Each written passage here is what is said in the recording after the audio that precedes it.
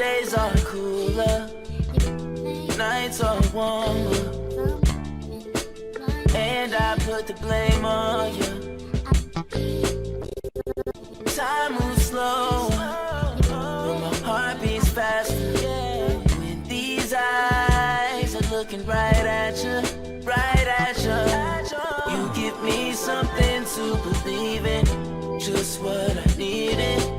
You're the closest. There's a breaking news story regarding Trump's indictment. He's been indicted, we know, for suborning the vote, trying to overthrow the election, not just during. I'm trying to get the story up. Cotton picker. It's breaking news. Come on, Karen. I clicked on it and now I can't find it because I got 15 things. Okay, breaking news. Donald Trump has been re-indicted in the 2020 election case, which is Jack Smith filed a superseding indictment against Donald Trump today, in which he again accused Trump of resisting the peaceful transfer of power after the 2020 presidential election. This is why we're having this conversation today, too. Now it's teed up. He's got his judges where he wants. Even in places like Georgia, there's nobody there to stop him. In Georgia, where they're throwing people off voter rolls. Florida, there's nobody there to stop him.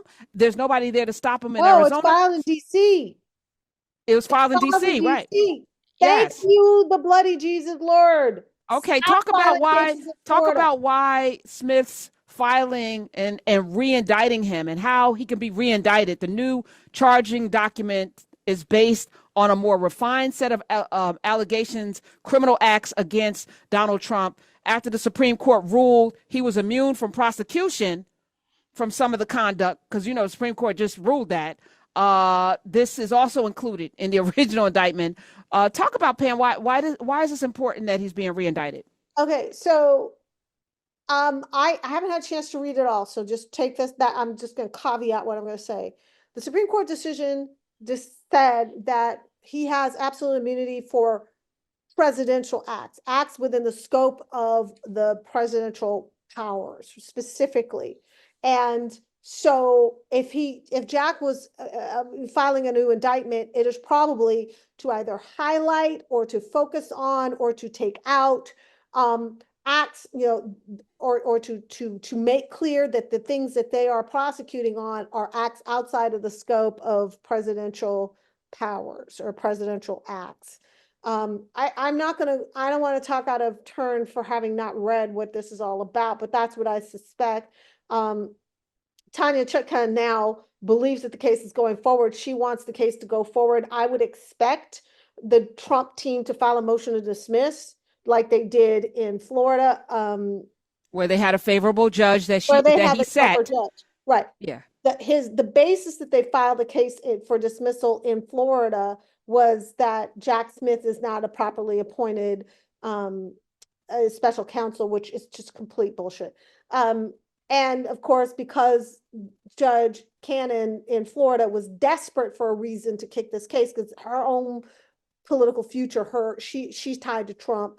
She's looking for a SCOTUS appointment from Trump. So she's there to appease him. So she's like, oh yeah, I agree. So that is now on appeal on the 11th Circuit.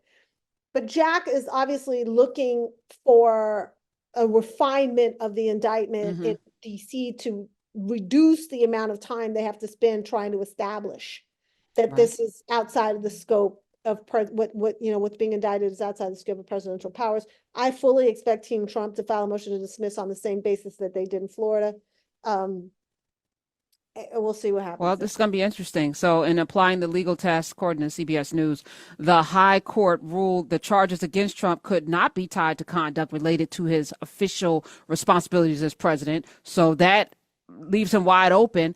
Other alleged conduct contained in charging documents, including Trump's interaction with Mike Pence ahead of the January 6, 2021, where he asked him to decertify the elections, to not certify the elections, which we know, which is why they wanted to hang Mike Pence. Closer call, according to the Supreme Court. But here's a little nod. In a concurring opinion, Justice Amy Coney Barrett said that she believed Trump's alleged attempt to organize false slates of electors is private and therefore not entitled to protection. So that immunity that they granted him, this would not be part of. This is going to be very interesting, very interesting. Stay tuned. But I feel like things are stacking up against Trump. We've seen, the GOP control Pennsylvania County being slapped with this violation of state law by refusing to tell voters about their mail-in ballots. People getting slapped. We also see Kamala Harris's campaign raise $540 million, $500 million plus since it launched. And a lot of that came, 82 million of it last week during the DNC. Also, Trump is saying he may not debate. Whether that happens or not, I don't care. He's going to get his ass handed to him if he does debate. And I think he knows that. And then yesterday, I think on Abby Phillip, there's a guy named Stuart Stevens, The Conspiracy to End America. Before I get to that clip, Smiz, I want to tell you that there are more than 200 former Mitt Romney, former George Bush Republicans, former John Kane, aides, and people that worked in that campaign who are now endorsing Vice President Kamala Harris and Tim Walz, Governor Walz, which is amazing. It's a group. They put together a letter similar, letter in 2020, but now so many more. And they said that Trump is a chaotic leader who would hurt real everyday people and weaken our sacred institutions. 200 of them, 200. This is not significant. So what does it say about the people who are still in Trump's camp?